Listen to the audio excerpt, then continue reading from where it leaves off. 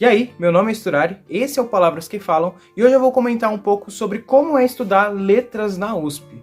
Eu vou falar do curso no geral, obviamente, mas focando na FEFELESH. Se você não conhece o canal, eu te convido, a gente faz vídeos sobre literatura e sobre teoria literária no geral, então fica aí o convite, caso você já se interesse, mas vamos pro vídeo. Por que eu achei legal fazer esse vídeo para começar? Porque quando eu entrei na USP para fazer letras, existem uma série de diferenças que de verdade eu não conhecia, que eu fiquei muito confuso quando eu entrei, mas que eu queria ter visto um vídeo na internet comentando sobre isso que não tivesse mais de meia hora. Vou contar um pouco da minha experiência também, eu moro aqui em São Bernardo do Campo, tá? Então eu demoro um trajeto de mais ou menos 2 horas até chegar na USP.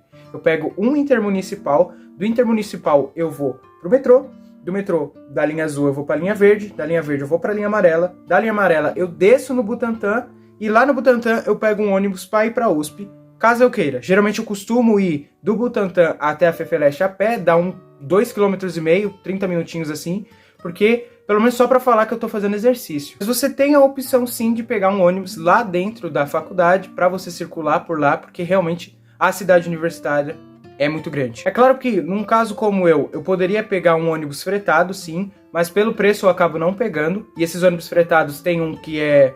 não vou lembrar o nome, mas ele para na frente da minha casa praticamente e me leva até dentro da cidade universitária. E se você é de outro estado, por exemplo, tá pretendendo vir pra cá, eu sempre recomendo você morar perto de um metrô, porque de metrô, em meia hora, você tá em qualquer lugar da cidade de São Paulo. Por que é chamado de cidade universitária? É porque lá realmente é muito grande, tá bom? Para você circular dentro da faculdade, eles te dão um cartão, que é o cartão USP, e esse cartão te garante gratuidade para rodar nos ônibus dentro da universidade, porque às vezes você tá fazendo disciplina num prédio que é muito distante da onde você faz o seu curso normalmente, então você vai ter que precisar um ônibus sim. Sobre as letras em si, o prédio ele é muito bonito por fora, mas dentro é bem decadente. Eu sei que a USP tem melhores estruturas em outros cursos de maior privilégio, mas isso é comum praticamente em todas as universidades públicas. Se você já foi em uma, você sabe que a estrutura geralmente não é das melhores. Mas eu acho o prédio precário demais. E é muito engraçado porque a FEFELESH, que é a Faculdade de Filosofia, Letras e Ciências Humanas,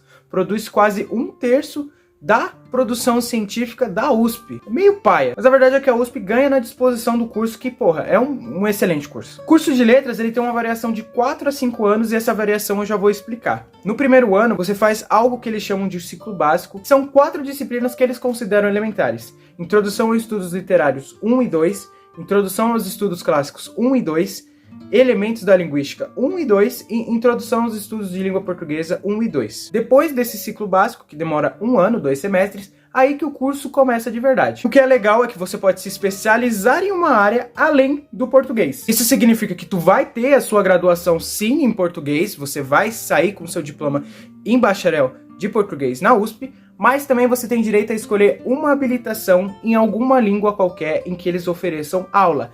E tem muita língua. Você tem francês, inglês, russo, alemão, mandarim, coreano, espanhol, italiano, latim, grego, hebraico, árabe e com certeza eu esqueci mais alguma. Ah, e se você quiser fazer também, você tem direito a fazer uma habilitação em linguística. Isso significa que se eu for fazer o curso, por exemplo, português e latim, que foi o meu caso, eu não vou ter linguística na faculdade? Vai ter linguística sim, amigo. Como eu disse, você vai fazer a sua graduação em português normalmente, mas você tem direito a fazer uma habilitação para sair com um diploma a mais habilitado em dar aula naquela língua. E nisso já deu para perceber que só a letras é gigantesca pelo número de cursos que ele oferece. De fato, se eu não me engano, entram 400 pessoas no matutino e 400 pessoas no noturno. A quantidade de gente é boa. Mas assim, você não entra e escolhe qualquer língua e pronto. A habilitação ela é definida por um ranking de notas. Isso significa que a média das suas notas que você tirou no ciclo básico vai concorrer com outros alunos para você tentar pegar os cursos mais concorridos. Então, por exemplo, se você está entrando na USP já pensando em fazer um inglês, um francês, linguística, alguma coisa desse gênero, se prepara porque o ranqueamento vai ser mais pesado para você. Essas habilitações, eles não só dão aulas da língua, tá? Mas da literatura e da cultura. E isso você imagina para todas as habilitações, para todas as línguas. É uma gama muito grande de oportunidades. Mas vamos supor, por exemplo, você começa a fazer um curso e não gosta muito bem. Esse também foi o meu caso. Eu comecei a fazer, como eu disse, português e latim. Fui fazendo a língua, primeiro ano consegui acompanhar bem, mas a partir do segundo ano eu não estava conseguindo estudar mais, porque eu estudo e trabalho, e o latim, como não é uma língua que você consegue treinar simplesmente mudando a linguagem do seu celular, ou treinando num Duolingo, alguma coisa assim, precisa de muita dedicação, porque realmente é uma língua muito sistemática e muito difícil. Então eu acabei saindo da habilitação de latim, continuando com a minha habilitação em português, mas é legal pensar que também tudo que eu fiz na habilitação lá de latim, todas as matérias de literatura e de língua, são convertidas em créditos, que são basicamente horas complementares que você tem que ter para terminar a sua graduação. Isso tem em toda a faculdade praticamente. Mas enfim, você tem todo o direito de sair da habilitação, que eles chamam de declinar. Inclusive você pode declinar a própria habilitação em português, se você só quiser fazer uma língua. Não sei por qual motivo você pode, se só quiser fazer, por exemplo, uma habilitação em italiano, para ser um professor de italiano só, mas eu não entendo por que você faria isso. Mas eu tenho um caso de um amigo próximo meu que saiu do português porque ele queria focar só em literatura clássica, depois voltou para o português, saiu do latim e agora vai tentar reingressar no francês.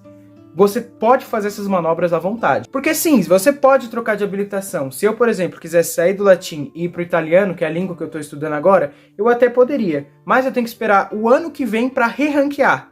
Lembra do ranqueamento que eu falei? Que é aquela média de notas que você concorre entre as pessoas para tentar entrar numa habilitação. Meio que você entra nisso, só que você não vai entrar no balaio das pessoas que estão ingressando agora no curso, e sim no balaio das pessoas que estão tentando reingressar, ou seja, você vai concorrer pelas vagas que faltam, então às vezes nem compensa você entrar numa habilitação, porque tu pode fazer os cursos de outras habilitações como optativas. Por exemplo, eu vou optar a fazer praticamente todas as matérias do italiano, mas sem entrar na habilitação do italiano, enquanto eu estiver na USP. E esse que é o legal, às vezes, de você não ter uma habilitação, porque você não tem um compromisso. Eu posso fazer língua italiana, estudar literatura francesa e pegar uma optativa sobre, sei lá, mitologia chinesa. Agora, em relação aos professores, eu vou ser sincero. Na USP eu tive tanto os melhores professores da minha vida, quanto os piores professores que eu já tive também. Todos são bons pesquisadores, sempre é um cara que é muito pica na área que ele tá dando aula, mas pode acontecer de você pegar um professor que vive numa atmosfera muito diferente da civilização comum. Mas é muito legal você sempre ter aula com um professor que é especialista da área. Se ele tá te dando essa aula, significa que ele tem condições de te dar essa aula. Isso não é muito comum em outras graduações, que, por exemplo, às vezes um professor é só especialista em Fernando Pessoa e acaba dando todas as matérias de literatura portuguesa, sabe? Na USP, não. Toda disciplina voltada para um período específico é sempre um professor especialista na área, sempre um maluco que falou com outro cara que você fala, meu Deus, esse cara é gigantesco, o professor teve aula com esse cara, ou teve aula com um cara que teve, enfim. É sempre uma bola de neve, é sempre uma teia de comunicação muito importante. Falando nisso, se você quer se formar pesquisador, eu indico muito a USP, porque eles dão muita oportunidade para isso. E, inclusive, tem muitos projetos e muitas conferências que acontecem lá na USP, de todas as áreas das humanidades, que podem acrescentar muito. E aí, às vezes, você conhece um fulano da França que enfim, pode te ajudar numa pesquisa, numa questão. Como eu disse, a comunicação na USP é muito legal. E como eu disse em literatura portuguesa, eu tenho que dizer uma coisa. Não existe professor bom de literatura portuguesa na USP. Não é possível. Bom, é isso. A minha experiência é um pouco disso também. Eu gosto muito de estudar na USP. Eu me sinto muito realizado estando lá, na verdade.